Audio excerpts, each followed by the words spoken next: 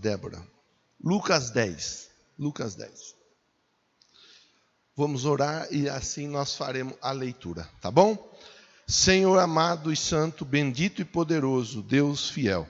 Nós colocamos diante do Senhor a contribuição, nós pedimos a tua bênção, colocamos diante do Senhor, ó Deus, esse tempo de reflexão, pedimos a tua bênção. Peço que o Senhor me dê graça e sabedoria para que eu ministre, ó Deus, debaixo da tua unção, para que eu seja boca do Senhor na vida do povo. Em nome de Jesus, você que concorda diz amém e graças a Deus. Lucas 10.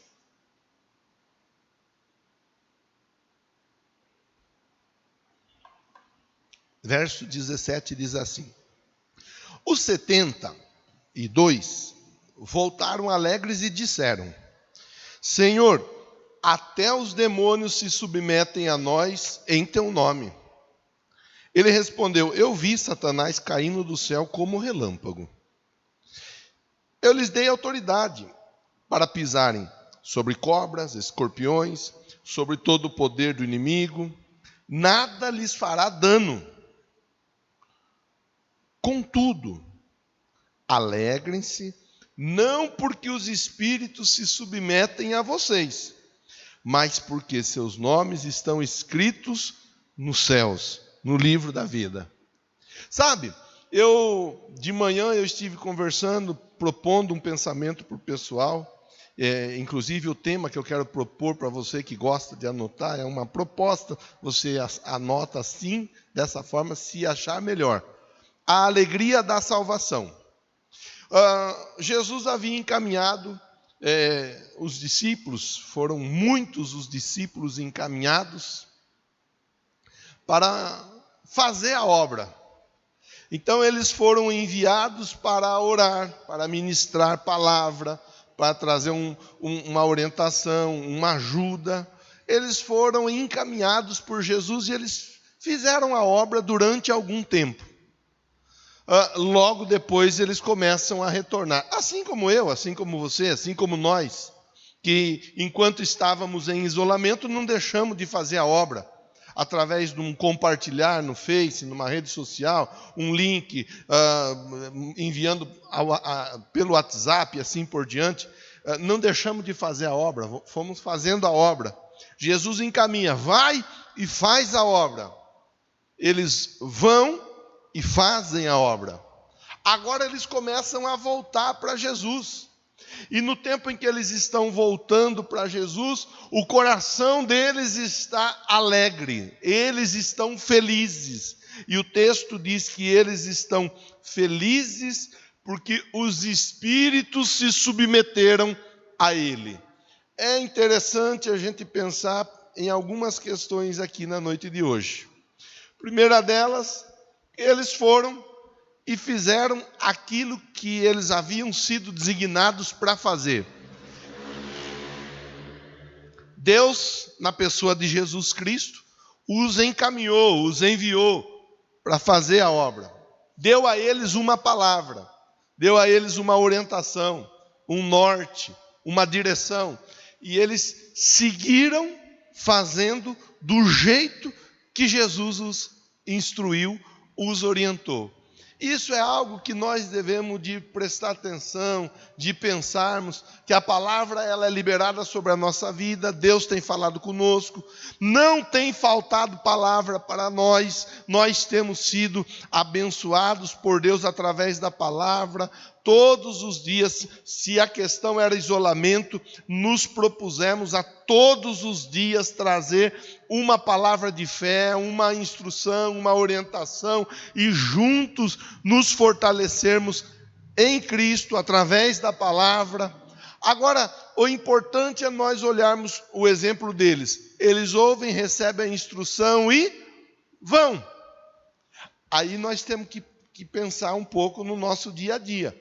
Eu tenho ouvido a palavra, eu tenho recebido a palavra tem sido ministrada sobre a minha vida.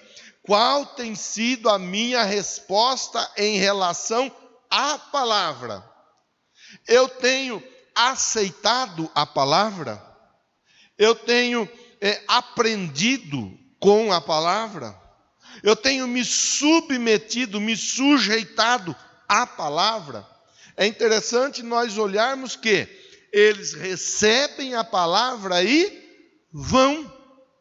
Eles recebem a palavra e fazem aquilo para o qual Jesus os designou. E cada um de nós, seja os que estão aqui dentro do templo, quando os que estão acompanhando através dessa transmissão, cada um de nós tem em Jesus uma instrução, um norte, um propósito para a nossa vida.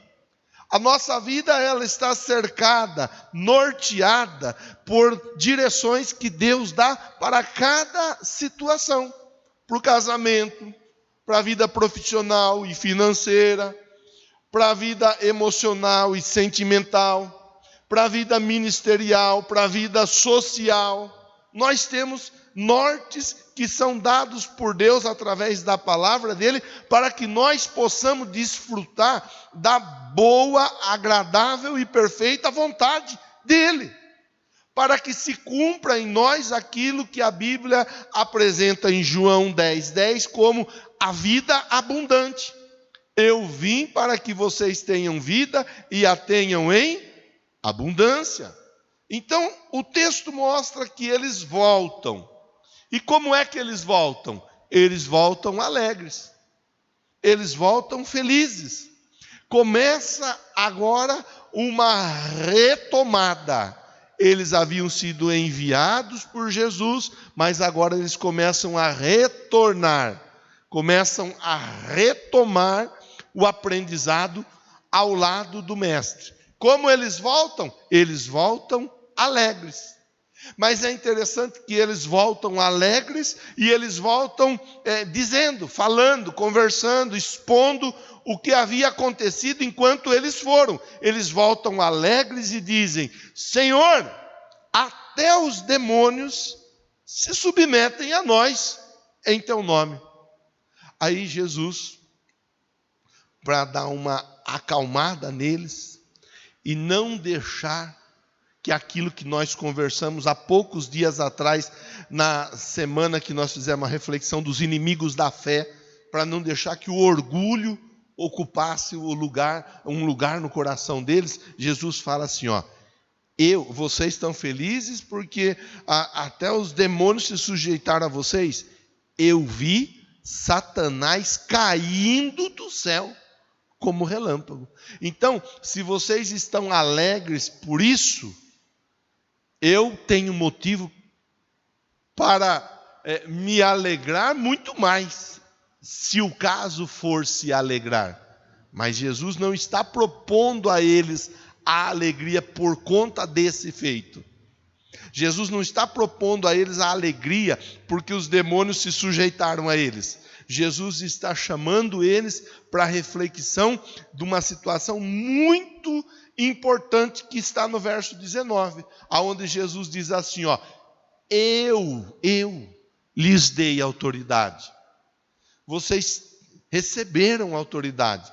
Dei autoridade para pisarem cobras, escorpiões, sobre todo o poder do inimigo. Eu dei a vocês autoridade. A Bíblia ensina para nós que sem Jesus nós não podemos fazer nada. Tudo o que nós fazemos porque Jesus nos dá condições de fazer. Tudo. Se nós estamos aqui hoje juntos, graças a Deus, com saúde, é porque Deus está nos dando condições de estarmos juntos aqui. Deus está cuidando de mim, de você, da sua família, da sua casa, dos seus. Deus está cuidando de tudo. E isso é importante nós olharmos quando Jesus diz a eles: eu dei autoridade a vocês. E a autoridade que eu dei a vocês, ela deve sim ser exercida. Eu dei a vocês a autoridade para vocês vencerem as forças do mal. Eu dei a vocês a autoridade para vocês neutralizarem, anularem as forças do mal que atuam contra a vida de vocês. Aí a gente volta a conversar sobre as esferas. Eu dei a vocês autoridade para destruir o mal que tenta acabar com o seu casamento, por exemplo. Eu dei a você autoridade para vencer o mal que tenta fazer com que você tire a sua própria vida. Eu dei a você autoridade para que você consiga vencer economicamente, financeiramente, profissionalmente falando. Eu tenho dado a você autoridade para que em cada área da sua vida você seja um vitorioso. A autoridade está sobre a sua vida. Está sobre a sua vida, aqui dentro do templo. A autoridade de Deus está sobre você. Você que está aí na sua casa acompanhando essa reflexão, a autoridade está sobre você. A autoridade está sobre nós. Aí, o fato, a questão, a pergunta, a dúvida está sendo executada, exercida essa autoridade para que o mal não atrapalhe a nossa vida, a nossa caminhada de fé? O mal está sendo repreendido da forma como ele deve ser repreendido, para que nós possamos desfrutar de uma vida abundante, agradável, perfeita e boa? Às vezes o mal não está sendo repreendido. Às vezes o inimigo, ele está tendo a liberdade e até mesmo a legalidade para atuar. E o que acontece? A pessoa começa a ficar triste, chateada, a pessoa começa a ficar cabisbaixo, a pessoa começa a perder vontade de viver, até mesmo vontade de comer. A pessoa começa simplesmente a perder a graça. Por que isso acontece? Porque se dá a liberdade, a legalidade, abrindo mão da autoridade. Então Jesus fala para eles assim: eu dei a vocês autoridade, e a autoridade que eu dei a vocês é para que vocês vençam o mal. Sobre a sua vida está a autoridade para você vencer o mal. Sobre a sua vida está a autoridade para que você não permita nenhuma interferência maligna em qualquer área da sua vida. E ele segue dizendo assim, nada lhes fará dano. Nada. Nós, no mês de março, propusemos aos irmãos virem aqui, muitos vieram, retiraram um flaconete com óleo, levaram o óleo para casa, para ungir a casa. O texto que nós demos de base para aquela ação de fé, Salmo 91, verso 10, nenhum mal te sucederá, praga alguma chegará à tua tenda. Sabe, está sobre a nossa vida a palavra de Deus, nada lhes fará dano, nada. E é interessante nós pensarmos que a conversa de Jesus com os discípulos, esses que voltam, é uma conversa onde eles estão fazendo um relato das vitórias que eles obtiveram. É um momento em que eles estão relatando as conquistas que eles tiveram. É um momento em que eles estão dizendo assim, olha, nós fomos por conta da tua palavra. E por conta da tua palavra, do teu nome, nós voltamos vitoriosos, vencedores. No nome de Jesus nós somos vencedores. No nome de Jesus você é vencedor. Sua casa, sua família é vencedora. No nome de Jesus nós temos vitória. Mas sabe qual que é o problema? Sabe qual que é o perigo? E é disso que Jesus está tratando com eles aqui.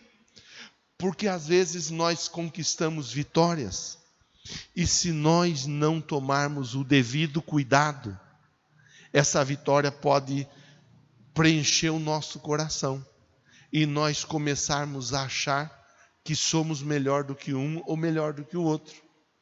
Essa vitória pode começar a fazer mal para nós.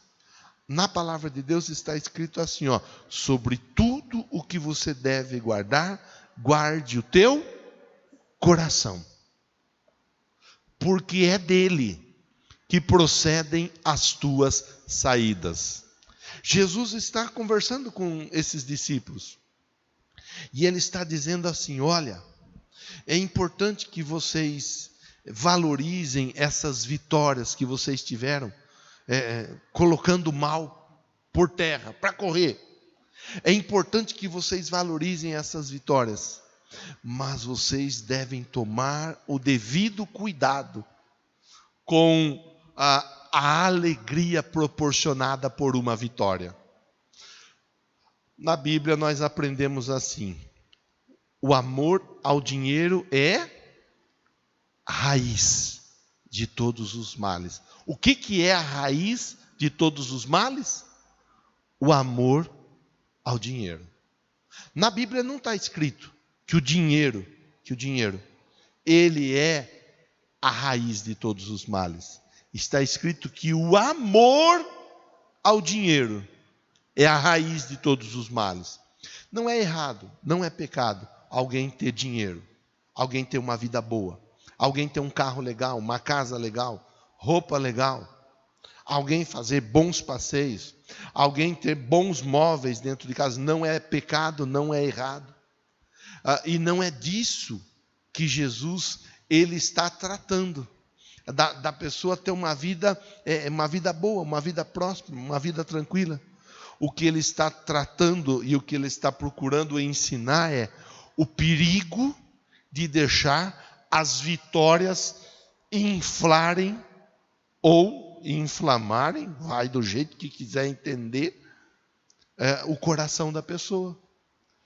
Ele, nas entrelinhas de toda essa conversa, ele está dizendo assim: olha, expulsou um demônio hoje, mas amanhã ou depois de amanhã, acaba tendo um outro demônio em uma outra pessoa para ser expulso, para ser expelido. Ministrou saúde na vida de alguém hoje, mas amanhã, depois de amanhã, acaba tendo uma outra pessoa para ser ministrada em saúde. Conseguiu êxito em um aconselhamento hoje, mas amanhã ou depois de amanhã, terá uma outra pessoa que você vai aconselhar, e através de um conselho amparado pela palavra de Deus, essa pessoa vai conseguir vencer.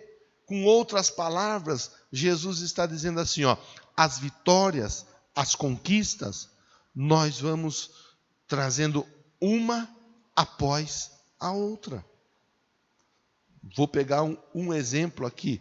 Fechou um contrato de trabalho hoje, amanhã você vai fechar outro contrato de trabalho. E depois de amanhã você vai fechar outro. E que Deus permita que cada vez sejam contratos maiores. Francisco, Ana Paula, fechou um contrato hoje, amanhã fecha outro.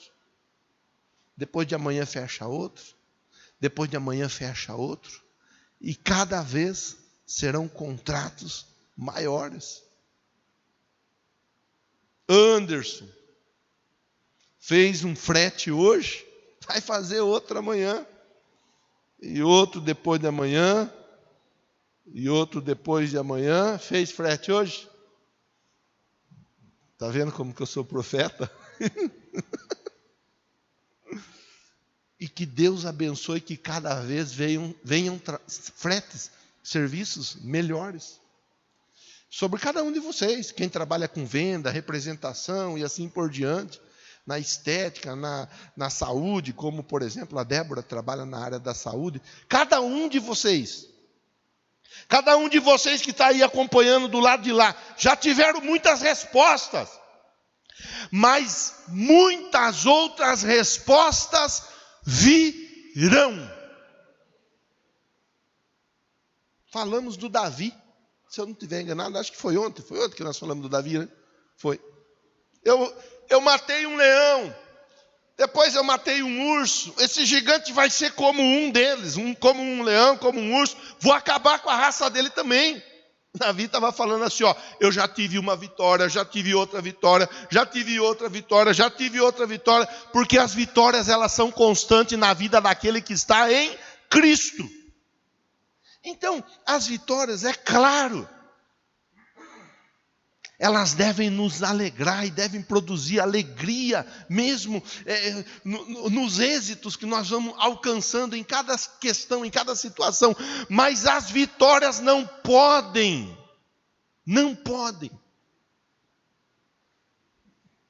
servir de laço para que nós venhamos cair e nos esquecer da nossa salvação. Esse é o problema, é esse o perigo, porque a pessoa vai conquistando vitória, vai conquistando resposta, vai melhorando de vida, vai melhorando nisso, vai melhorando naquilo. A hora que menos a pessoa espera, ela simplesmente está longe de Jesus. A hora que menos a pessoa espera, ela simplesmente está longe do propósito de Deus de salvação para ela. Então Jesus está falando com eles e dizendo assim: contudo, quando ele diz contudo, ele está dizendo assim, ó, eu sei que vocês tiveram muito êxito naquilo que vocês fizeram, mas não deixem esse êxito todo atrapalharem o coração de vocês.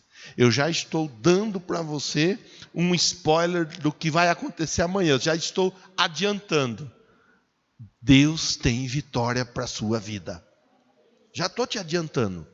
Tem respostas sendo encaminhadas para cada um de vocês. Mas vamos ficar com o alerta que Jesus deixa para os discípulos. Ele diz assim, ó, alegrem-se, não porque os espíritos se submetem a vocês. Com outras palavras, alegrem-se não por causa das vitórias diárias, das conquistas que vêm uma após a outra. Alegrem-se porque o nome de vocês está escrito no livro da vida. Alegrem-se porque vocês são salvos. Glória a Deus. Nós não vamos partir para a glória hoje e também não vamos partir para a glória amanhã e nem depois de amanhã. Tenho certeza disso, tem muita coisa boa para acontecer na nossa vida ainda aqui na terra. Mas digamos que nós fôssemos chamados hoje. O importante é que nós fôssemos chamados e estivéssemos, e estamos, salvos. É a maior de todas as vitórias.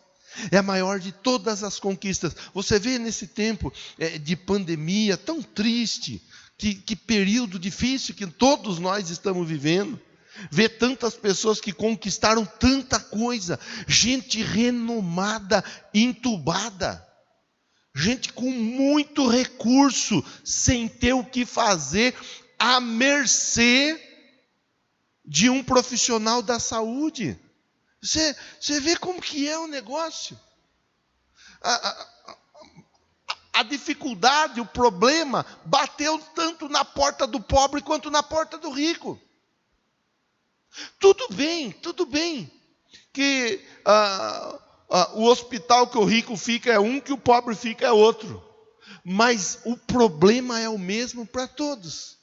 Digamos que tanto o pobre quanto o rico acabem sendo recolhidos por Deus. O que é que vai fazer a diferença entre um ter muito e outro ter pouco? Se ambos forem salvos, ambos forem para o céu. Nada. Então, a alegria, ela deve de ser, sim, contada em nossos dias. Mas, acima de tudo, a alegria pela salvação. Que você tenha isso dentro do seu coração.